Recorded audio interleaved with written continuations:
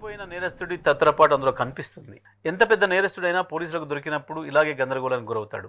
తప్పు చేసిన వాడు ఒప్పుకొని తప్పు గుర్తించి సరి చేసుకుంటే బాగుంటుంది, కానీ దాన్ని సమర్థించుకోవడానికి చేసే ప్రయత్నం ఇంకా ఇంకా తప్పులు చేయిస్తుంది. ఇవాళ మీరు రాసిన రాతల్లో కూడా అది స్పష్టంగా కనబడుతుంది. అసలు నేను ప్రస్తావించిన అంశానికి మీరు రాసిన రాతలకు సంబంధమే లేదు. ఆంధ్ర ప్రాంత ప్రజలంటే తెలంగాణలో సెటిల్ అయిన వాళ్ళు మాత్రమే కాదు, ఆంధ్రాలో నివసిస్తున్న వాళ్ళు కూడా కుల మతాలకు అతీతంగా 90% మంది ప్రజలు కేసీఆర్ని ఇష్టపడతారు.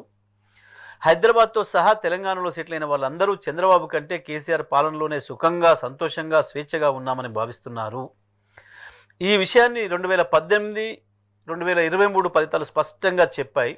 సెటిలర్లంతా కేసీఆర్ వెంటే ఉన్నారు. నువ్వు ఎన్ని చెప్పినా కేసీఆర్ నుంచి సెటిలర్ను విడదీయలేవు. 2018 ఎన్నికల్లో కాంగ్రెస్తో పొత్తు పెట్టుకొని చంద్రబాబు కేసీఆర్ గారితో నేరుగా ఢీకొంటే చంద్రబాబును తిరస్కరించారు. కేసీఆర్ వెంటనే సెటిలర్లందరూ నిలబడ్డారు. 2023లో కూడా అదే పునరావృతం అయ్యింది. నీ విశ్లేషణ చెత్త పలుకు అని అర్థమవుతుంది. మాట్లాడితే ఆంధ్ర ప్రజలకు మేమే టేకేదారులం, నేను చంద్రబాబు అన్నట్లు మీరు చెప్పుకున్నా ఏపీ ప్రజలు చంద్రబాబును తిరస్కరించిన సంగతి గుర్తుపెట్టుకోండి. కానీ ఆంధ్రప్రదేశ్కు చెందిన ఒక వర్గం వారు కొద్ది మంది మొదటి నుండి తెలంగాణను వ్యతిరేకించే వాళ్ళు ఇక్కడ కొన్ని స్లాటర్ హౌజులు పెట్టి నడుపుతున్నారు. అడుగడుగున మా నాయకులను కించపరిచే విధంగా, మా నాయకుల వ్యక్తిత్వాలను హననం చేసే విధంగా ప్రవర్తిస్తున్నారు. వాళ్ళతోనే మా పంచాయతీ, వాళ్ళ ముసుగులు తీసి వాళ్ళ భర్తం పడతామని మాత్రమే నేను చెప్పినా. ఏ ఆధారం లేకుండా పుంకాలుగా వేల కొద్ది పేజీలు మా నాయకులపై రాసిన రాతల గురించే నేను ప్రస్తావించిన. మీడియా విలువలు, జర్నలిజం విలువల గురించి మాత్రమే మాట్లాడినా. కానీ మీరు ఆ అంశాన్ని వదిలేసి కేసీఆర్ గారిపై, కేటీఆర్ గారిపై, బీఆర్ఎస్పై మీ అక్కసినంతా వెళ్ళబోసుకున్నారు, విషయాన్ని వెళ్ళగక్కిండ్రు. కేసీఆర్, కేటీఆర్ వ్యక్తిత్వాలపై జరిగిన దాడి లక్షలాది మంది అభిమానులు, కార్యకర్తల హృదయాలను గాయపరిచిన సంఘటనలు మీకు చాలా చిన్నవిగా కనపడ్డాయి. అవి పట్టించుకోవాల్సిన అంశమే కాదని మీరు సెలవిచ్చారు. తన అభిమాన నాయకుల్ని, వారి వ్యక్తిత్వాన్ని హననం చేస్తే అభిమానులు, కార్యకర్తలు చేసిన చిన్న నిరసన మాత్రం మీకు చాలా పెద్దదిగా కనపడింది. వ్యక్తిత్వం అనేది మీ దృష్టిలో చాలా చిన్నది కావచ్చు, అది పెద్దగా పట్టించుకోవాల్సిన విషయం కాకపోవచ్చు మీకు, కానీ మాకు అదే ప్రధానం.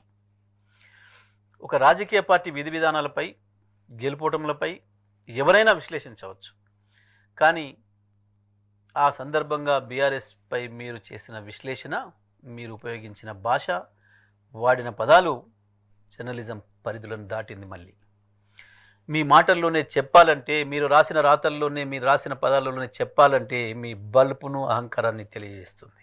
ఏదో పుట్టింటి గొప్పతనం, మేనమామ దగ్గరలాగా కేసీఆర్ గొప్పతనం నా బోటి వాళ్ళ దగ్గర అనేదో మాట్లాడినవే. నేను కూడా అనొచ్చు, నీలాంటి బోడిగాడికి మా కేసీఆర్ గురించి చెప్పే అక్కర నాకు లేదు అని చెప్పి అనొచ్చు. కానీ నాకు సంస్కారం ఉంది. ఇక కేసీఆర్ సంస్కారం గురించి, కేసీఆర్ దయాగుణం గురించి, కేసీఆర్ క్షమాగుణం గురించి మీకు ఒక విషయం గుర్తు చేస్తా. ఉద్యమ సందర్భంలో మీరెంత విషయం జిమ్మినా, తెలంగాణ ఏర్పడ్డ తర్వాత కూడా తెలంగాణ మంత్రివర్గం పైన, తెలంగాణ శాసనసభ్యులు, శాసన మండలి సభ్యులపైన, తెలంగాణ శాసనసభ పైన మీరు ఎంత దిగజారి మాట్లాడినా, ఎంత జుగుప్సాకరమైన కామెంట్స్ చేసినా, మిమ్మల్ని 100 సార్లు జైలుకు పంపే అవకాశం వచ్చినా, ఏ విచారణ ఏది అక్కర లేకుండా మిమ్మల్ని శాసనసభకే పిలిచి చక్కగా నేరుగా జైలుకు పంపించే అవకాశం వచ్చినా ఆ పని చేయకుండా కేసీఆర్ మిమ్మల్ని వదిలేసిండు కాబట్టే ఇవాళ మీరు బయట తిరుగుతున్నారు. అది కేవలం కేసీఆర్ దయాగుణానికి, కేసీఆర్ క్షమాగుణానికి నిదర్శనం. మిమ్మల్నే కాదు, మీతో పాటు మీ గురువు చంద్రబాబు నాయుడు గారిని కూడా జైలుకు పంపే అవకాశం వచ్చినా, తన చేతిలో అధికారం ఉన్నా వద్దులే, మనకెందుకు రాజకీయ కక్షల ఆలోచన, మనకెందుకు, మనకు కావాల్సిన తెలంగాణ రాష్ట్ర ప్రయోజనం కదా, శాశ్వతంగా వెళ్ళిపోతున్నట్టున్నాడు ఆయన, పీడబోతే తెలంగాణకు అంతకు మించిన అదృష్టం ఏముంటుంది అని చెప్పి తెలంగాణ కొరకు వదిలేసిండనే విషయం, ఆ విజ్ఞతను కేసీఆర్ ప్రదర్శించిండనే విషయం మీకు మరొకసారి గుర్తు చేస్తున్నా. కానీ మీరు మాత్రం మోడీ గారి అండ ఉందని, చంద్రబాబు మీ చెంతన ఉన్నారని, తెలంగాణ ముఖ్యమంత్రి మీ చెప్పు చేతుల్లోనే ఉన్నారని మీరు ఇష్టం వచ్చిన పద్ధతుల్లో మీడియాను అడ్డం పెట్టుకొని దాడి చేస్తూ ఉడత ఊపులకు నేను భయపడను అని హూంకరించిన మీరు ఇవాళ వందల మంది పోలీసులను కాపలాగా తెచ్చుకొని జరగని దాడికి ఖండనలు ఇప్పించుకుంటూ వాళ్ళను వీళ్ళను బతిమాలి మీరు చేస్తున్న హడావుడి, మీరు ఏ ఊపులకు దేనికి భయపడతారో అర్థమవుతుంది.